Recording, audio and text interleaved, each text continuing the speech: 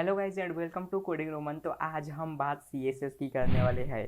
और इससे पहले की वीडियोस पर मैं बताया था कि जस्ट हम CSS स्टार्ट करने वाले हैं। HTML के लास्ट वीडियोस मैंने लॉन्च कर दिया हूँ इससे पहले।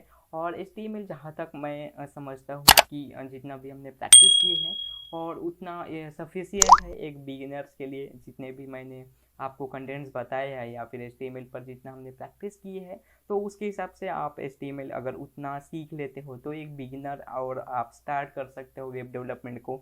और एक स्टेप आगे जाने वाले हैं आज की इस वीडियो पर, CSS स्टार्ट करने वाले हैं।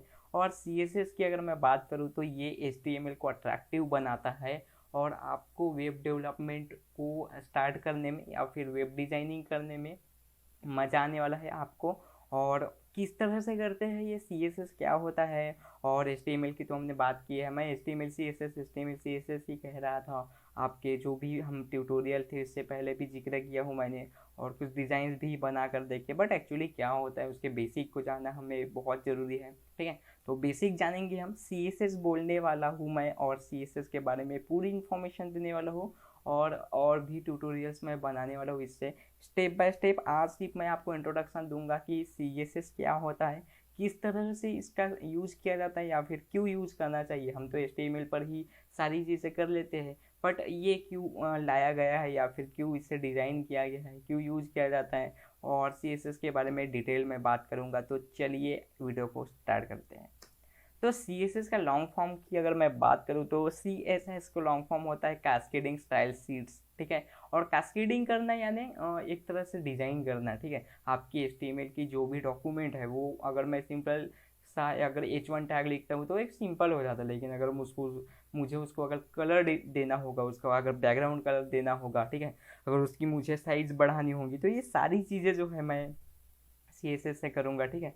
और ये CSS काम आता है आपके HTML को डिज़ाइन करने में, ठीक है। HTML के कंटेंट्स को डिज़ाइन करने में, पेज सेटअप करने में, ठीक है। ये सारी चीज़ें आप जो है वो CSS की हेल्प से अपने HTML डॉक्यूमेंट पर अप्लाई कर सकते हो, ठीक है। और ये अगर आपको स्क्रीन में दिख रहा होगा कि ये सारी चीज़ें हैं वो वेब डिज़ाइन को प्रोसेस करती है, प्रेजेंटेबल बनाती है, ठीक है। अगर मैं सिंपली अगर HTML के डॉक्यूमेंट पर सारी चीज़ें डिज़ाइन करके एक वेब पेज पर रख दूँ तो वो सिंपली आपको एक स्ट्रक्चर जैसा दिखेगा, एक ढांचा जैसा दिखेगा। तो CSS एक तरह से उसको डिज़ाइन करने का काम करती है, ठीक है। और CSS बहुत ही ईजी टू लर्न है और अंडरस्टैंडेबल है। मतलब आप उसको बहुत ईजी तरीके से सीख सकते हो, समझ सकते हो। Powerful control over the presentation है। मतलब आप HTML को बहुत ही अट्रैक्टिव बना सकते हो अगर CSS की हेल्प लोगे तो, ठीक है। मोस्ट कॉमनली और CSS is combined with the markup language, ठीक है। और ये CSS आप ऐसे ही यूज़ नहीं कर सकते। और HTML, ठीक है, मैं HTML यूज़ कर लूँगा, साथ में मैं बूटस्ट्रैप लगा लूँगा। बट CSS को सिंगल ही यूज़ करके आप वेब डिज़ाइन या फिर वेब डेवलपमेंट नहीं कर सकते। ये आपको HTML के साथ कंबाइन करना ही पड़ेगा, ठीक है। और ये सारी चीज़ें मैं आपको बताने वाला हूँ। तो आई होप यह CSS का इंट्रोडक्शन आपको समझ में आया होगा। नेक्स्ट चलते हैं और नेक्स्ट मैं बता दूं कि CSS की एडवांटेज क्या होंगी अब इसके बारे में। तो CSS हम यूज़ कर रहे हैं तो कुछ तो फ़ायदा होगा या फिर कुछ तो ऐसा होता होगा जिससे हम इसका यूज़ करते हैं। तो कौन से एडवांटेजेस है, तो पहले एडवांटेज की अगर मैं बात करूँ तो वो है आपकी टाइम बचाना, ठीक है। अगर आप इसको डिज़ाइन करते हो, HTML को कलर देना होगा, तो ये सारी चीज़ें आपको इंटरनेट पर जाना होगा, वहाँ से आपको सारी कीवर्ड्स ढूंढनी पड़ेंगी या फिर ऐसी कोई वेबसाइट पर जाना होगा जहाँ पर ये सारी चीज़ें आपको बने बनाए मिले। तो ये बहुत लॉन्ग प्रोसेस है। तो CSS एक आपको शॉर्ट टाइम या फिर शॉर्ट सिंटैक्सेस की तरह जो है वो हेल्प करते हैं। एक लिंक अप्लाई करना पड़ता है या फिर ऑन पेज ही आप उस पर CSS लिख कर आप अपने HTML को अट्रैक्टिव बना सकते हो, ठीक है। और पेज लोड फास्टर, और ये पेज लोड फास्टर थोड़ा सा एक स्टेप अबो है। आगे मैं बताने वाला हूँ कि इस तरह से पेज लोडिंग होती है, किस तरह से एक पेज में दूसरे पेज पर जा सकते हैं, सारी चीज़ें बताऊंगा, ठीक है। और इजी मेंटेनेंस यानी क्या होता है, आप HTML और CSS को अलग अलग मेंटेन कर सकते हो। और बहुत ही इजीली तरीके से आप जो है HTML के एक एक टैग को, एक एक सिंटैक्सेस को, एक एक डिव को, ठीक है, आप आराम से जो है वो CSS के साथ हैंडल कर सकते हो। और ये सुपेरियर स्टाइल टू HTML यानी क्या होता है, तो एक सुपेरियर स्टाइल यानी एक बहुत सारे तरीके हैं जिससे आप CSS अप्लाई कर सकते हो। और 3 तरीके हैं उसमें से मैं बात करूंगा आगे, जैसे कि इनलाइन CSS है या फिर जो है वो आउटलाइन CSS है। फाइल में भी अप्लाई कर सकते हैं हम, हेड पर डाल सकते हैं, ये सारी चीज़ें मैं बताऊंगा आपको। मल्टीपल डिवाइस कंपेटेबिलिटी यानी क्या होता है कि आप जो है वो CSS की हेल्प से अपने वेब पेज को जो है वो रिस्पॉन्सिव बना सकते हो, मैं ऐसा बोल सकता हूँ। ठीक है, आपको मोबाइल के लिए अलग से अगर बनाना होगा वेबसाइट, या फिर आपके डेस्कटॉप के लिए बनाना होगा, तो ये दोनों भी काम आप एक ही वेबसाइट से जो है वो आप CSS की हेल्प से रिस्पॉन्सिव बना सकते हो। यानी आपकी एक ही वेबसाइट जो है वो मोबाइल पर भी मोबाइल के व्यू के हिसाब से देखेंगी, और डेस्कटॉप पर डेस्कटॉप के व्यू के हिसाब से दिखेंगी। और ग्लोबल वेब स्टैंडर्ड्स यानी क्या होता है, जो भी वेबसाइट बनाने के लिए स्टैंडर्ड्स है या फिर जितने भी नियम बनाए हैं गवर्नमेंट ने, या फिर बोल सकते हैं हम जितने भी IT पर्सनस हैं, तो ये सारे स्टैंडर्ड्स को मेंटेन करता है और सारे अकॉर्डिंग जो है वो फॉलो अप करते हैं। तो यह है CSS के बारे में थी ये इन्फॉर्मेशन। आई होप समझ में आ गया होगा एडवांटेजेस क्या है, और ये सारे जो है वो थ्योरी मटेरियल है, तो मैं इस पर ज़्यादा बातें नहीं करना चाहता।